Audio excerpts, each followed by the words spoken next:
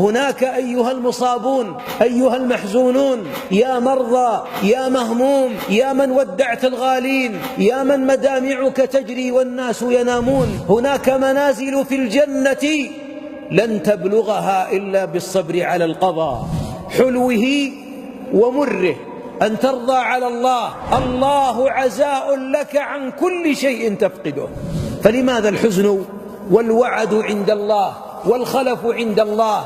ثم التفت إلى الدنيا، من الذي دامت سروره؟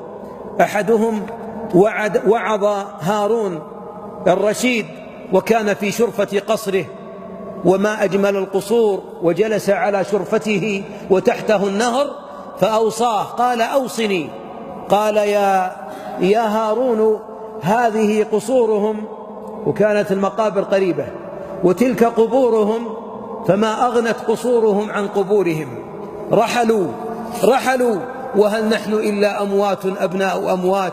هنيئا لمن يصبغ في الجنة صبغة فينسى بؤس الدنيا لأنه احتسب آلامها.